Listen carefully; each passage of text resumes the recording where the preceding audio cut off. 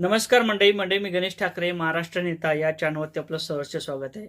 मंडळी, आता काका म्हणजे शरद पवार यांना राज्यसभेवरती घेण्यात आलं, यामध्ये कोणत्या प्रकारचं दुमत नाही. आणि त्याच पाठोपाठ आता उद्धव ठाकरे सुद्धा परिषदेवर जाणार आहेत असं सुद्धा आता कुठंतरी बोलल्या जात आहे आणि तशा सुद्धा चर्चा सुरू झालेल्या आहेत.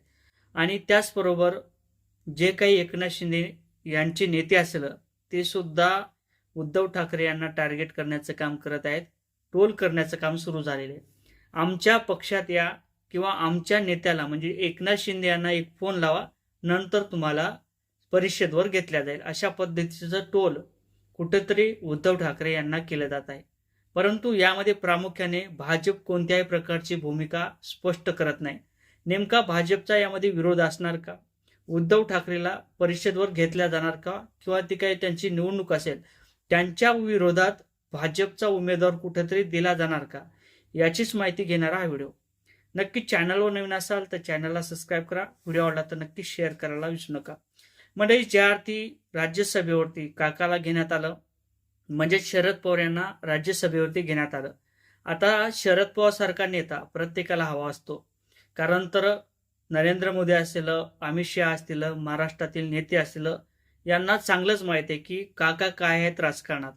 काकाला विरोधी पक्षामध्ये घेतलं जाणार हे निश्चित झालं होतं आणि त्यामध्ये भाजपने सुरुवातीपासूनच सांगून टाकलं होतं की जर शरद पवार उभे राहत असेल किंवा राज्यसभेवरती येण्याची त्यांची जर इच्छा असेल तर आम्ही कोणत्याही प्रकारचा उमेदवार देणार नाही. कारण तर ते देखील माहीत होतं की भाजपवाल्यांना ज्या पद्धतीने सत्ता असेल किंवा एखादी आपली भावकी असेल, भावकी जशा पद्धतीने वाद असतात, गावची ग्रामपंचायतची जशी निवडणूक असते त्यामध्ये दोन पार्ट्या कशा पद्धतीने विरोध करतात, जर विरोध नाही झाला आणि तो व्यक्ती बिनविरोध जर त्या ठिकाणी निवडून जर देण्यात आला तर त्याला फारशी किंमत राहत नाही. म्हणून विरोधी पक्ष हा एक महत्त्वाचा घटक असतो. आणि त्याचबरोबर चाणक्य असणारे शरद पवार हे राजकारणात धुरंधर आहेत. ते चांगलंच उद्धव ठाकरे यांना सुद्धा माहिती आहे, एकनाथ शिंदे यांना सुद्धा माहिती आहे, बाळासाहेब ठाकरेंना सुद्धा चांगलंच माहीत होतं. त्यानंतर शरद पवार असतील हे कशा पद्धतीने राजकारण करतात हे अमित शहा यांना सुद्धा माहिती आहे, नरेंद्र मोदी यांना सुद्धा माहिती आहे. म्हणूनच विरोधी पक्ष असणं महत्त्वाचं असते. आणि त्याच पाठोपाठ जर एकनाथ शिंदे यांच्या गटाची फार जर ताकद वाढू द्यायची नसेल किंवा ज्या पद्धतीने भाजपला कधीही एकनाथ शिंदे यांना सोडचिठ्ठी द्यावं लागेल किंवा एकनाथ शिंदे हे भाजपला सोडचिठ्ठी देऊ शकतात, कारण तर अनेक काही कारणं आहेत. मागच्या आपण काही चर्चा सुद्धा बघितल्या होत्या, राजकारण कसं घडते हे सुद्धा आपण बघितलं होतं. ज्या पद्धतीने अजितदादा पवार यांचं निधन झालं त्यापूर्वी ज्या काही चर्चा होत्या त्या आता फार चर्चा आपल्याला ऐकायला पाहायला मिळत नाहीत.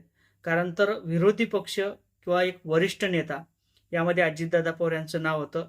आणि एकनाथ शिंदेंना सुद्धा माहिती आहे की जर आपल्याला सूत्र सांभाळायचे असेल तर आता भाजपसोबत राहणं महत्त्वाचं ठरणार आहे. आणि जर कदाचित एकनाथ शिंदे यांनी सोडण्याचा प्रयत्न केला तर त्यामध्ये भाजपला सुद्धा विरोधी पक्ष महत्त्वाचा असणार आहे. एकनाथ शिंदे यांची ताकद जर कमी करायची असेल किंवा त्याच्या तोडीचा जर माणूस द्यायचा असेल तर उद्धव ठाकरे यांना परिषदेवर घेणं महत्त्वाचं ठरणार आहे.